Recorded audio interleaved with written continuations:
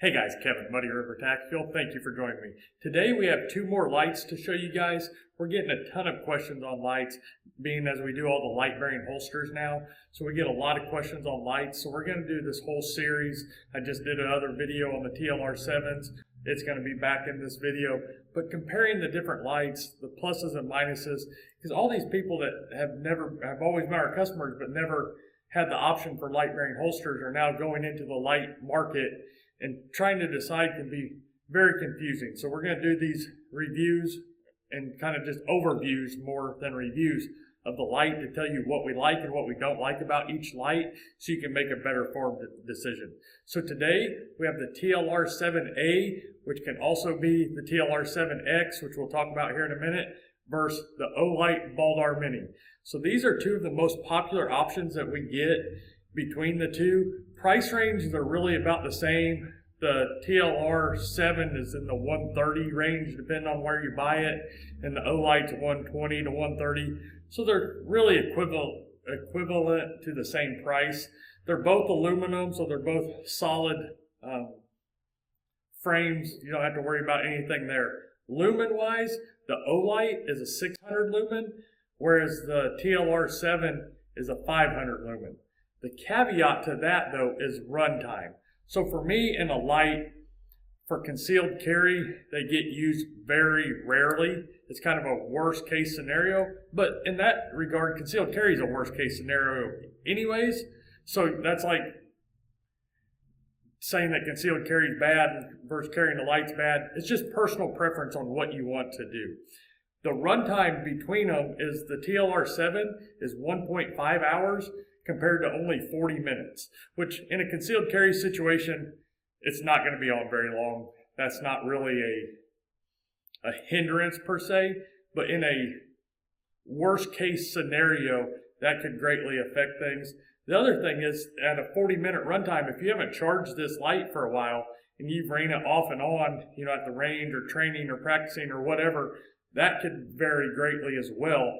And you don't have an option to just swap another battery in it and keep going. You'd have to find a charger, let the light charge, and go on from there. So the battery in the Olight is internal. It's just charged to this magnetic port, which is a super cool feature that I do like, but it is internal. It can't be switched. You're reliant on the charger. Whereas the TLR-7A and the TLR-7X, the difference between the TLR-7A and the TLR-7X is the TLR-7X will accept a rechargeable battery, but the difference in that battery is it's a CR123 size battery. The rechargeable version of it's a different number, but it comes out and can be recharged. So you can still have multiple batteries to take out and swap on these. Sorry guys, my phone's always ringing here. So you can always have different batteries to swap out on these. In a worst case scenario, you're never really without if you had an extra battery in your bag or whatever that may be. So those are a couple things to think about on there. Is if this battery internally ever goes bad, you really have a paperweight compared to this one you can always change. The track record with Olight that I have personally had has been great. I've had no problem with them dying or not charging or anything like that, but there has been a few people, just like any product, there's always going to be a few people that have an issue somewhere. So just take that in mind when you're going to do it. Fitment wise on these lights is something to really kind of key in as one of the main features of the Olight that I really like, other than the charging port, is this rail. You can see here on the rail, this is what latches it. But when it's unlatched, this can slide. So what it does is it allows it to go on your rail and slide as far back or forward as you want to fit multiple guns just by clicking it off and on.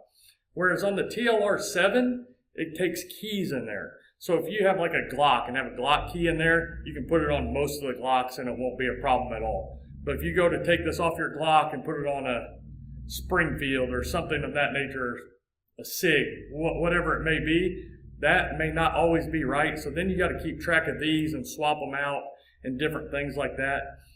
Me personally, it's not a huge deal and a huge selling point either way. This is definitely a better system on the Olight. If you're going to have one light and put it on multiple guns or whatever, I think the Olight is a way better choice. Me personally, if I'm going to put a light on a gun, generally I leave it there all the time. Like my personal concealed carry gun does not have a light on it, but my home defense gun at the house has a light on it and it stays there all the time.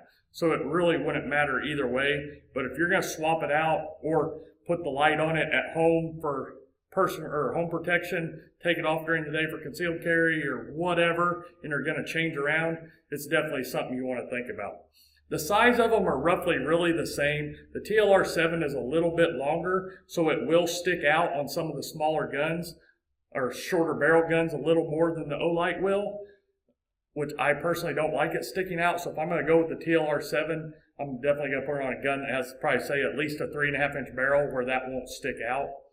Most of the micro guns don't really get lights on them anyways, or if you're going to that, you go to like a TLR-7 sub or something else, most likely anyways, but it's just something to note as well.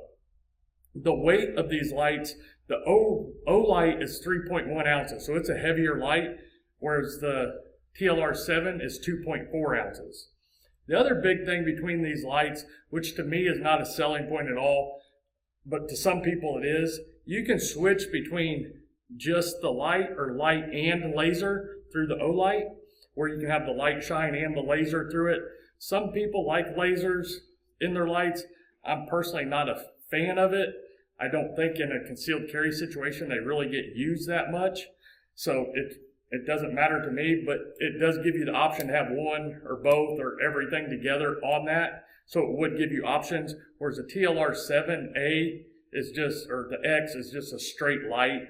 To get to a laser to have a laser in the TLR platform, you'd have to go to a TLR-8, which they do make, but they're just not as popular just because they get a little bit bigger, get a little heavier like the Olight and different things. And I know what you're thinking. When you're talking ounces, it doesn't seem like a lot, but every little bit helps weight-wise, especially when you're talking about concealed carrying or carrying a gun with a light, because no matter what you do, the holster and the whole setup is going to be a little bit bulkier because of having that light there, then adding the extra weight. Something to definitely think about. Me personally, if it was me, I'm split on this decision. If I was going to put a light on a pistol and leave it on there all the time, I would go with the TLR-7 or TLR-7X is the one you'll get now. I would go with it hands down. They have a little better track record, and I just think I've had nothing but good luck with them. They're super durable and the same price, and I like how the buttons are on them. They just go straight down. They're super streamlined. I would go with that route. If, like I said, if I was a person that's going to switch these lights or think about taking it on and off for various situations, this slide system on the Olight is definitely more versatile and easier to get to. The buttons still have the downward push, which are nice. They're not quite as big as the buttons on the TLR-7. So also I prefer the buttons on the TLR-7 compared to this, but they work in the exact same fashion. So overall, you can't go wrong with either one of these lights. I just wanted to tell you the pluses and minuses to make a more informed decision. If you're going to switch them, I would say Olight. If you're going to a dedicated light-bearing pistol, I'd go with the TLR-7, in my opinion. Let me know your guys' opinions below. Everybody's opinions vary. If you're looking for light-bearing concealed carry holsters or open carry outside the waistband holsters for light-bearing, we have them all in Kydex at our website, muddyrivertactical.com. And if you have any questions about these lights or any other lights, or would like us to do any other videos to help you in the decision-making process, definitely let us know. We're always here to help. We want to make you, give you some information to give you the most informed decisions in your buying. We have all these here to make all the holsters, so it's not hurting us to give you our opinions and just maybe save you some money and some headache of finding out little differences yourself.